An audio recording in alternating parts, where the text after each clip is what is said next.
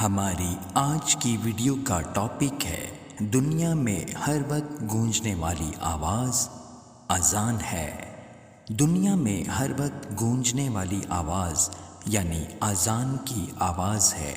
Report کے مطابق Indonesia کے مشرق میں واقع جزائر سے طلوع آفتاب کے ساتھ ہی فجر کی اذان شروع ہو جاتی ہے اور بیک وقت ہزاروں مؤذن اللہ تعالیٰ کی توحید اور رسول اللہ صلی اللہ علیہ وآلہ وسلم کی رسالت کا اعلان کرتے ہیں۔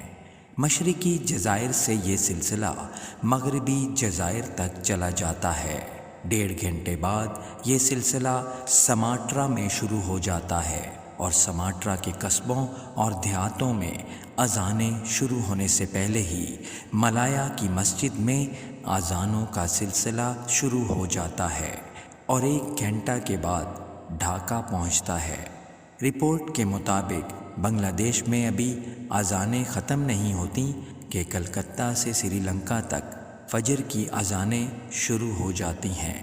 دوسری طرف یہ سلسلہ کلکتہ سے ممبئی تک پہنچتا ہے اور پورے ہندوستان کی فضا توحید اور رسالت کے اعلان سے گونج اٹھتی ہے۔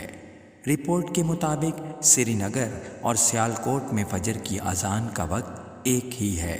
سیالکوٹ سے کوئٹہ، کراچی اور گوادر تک 40 منٹ ہیں۔ اس عرصہ میں فجر کی اذانیں پاکستان میں گونجتی رہتی ہیں۔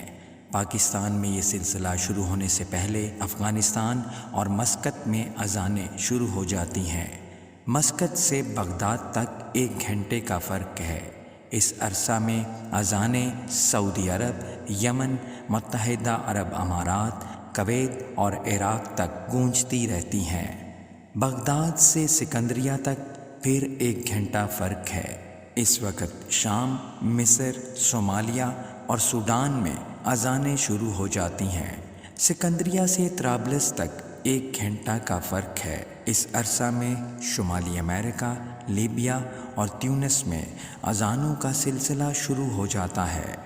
رپورٹ کے مطابق فجر کی اذان جس کا آغاز انڈونیشیا کے مشرقی جزائر سے شروع ہوا تھا، 9.5 گھنٹے کا سفر طے کر کے بحر اوقیانوس کے مشرقی کنارہ تک پہنچتی ہیں۔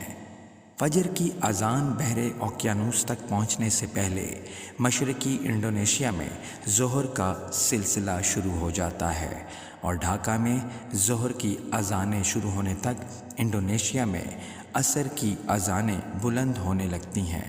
یہ سلسلہ 1.5 گھنٹے میں بمشکل جکارتہ تک پہنچتا ہے اور مشرقی جزائر میں مغرب کی اذانوں کا سلسلہ شروع ہو جاتا ہے۔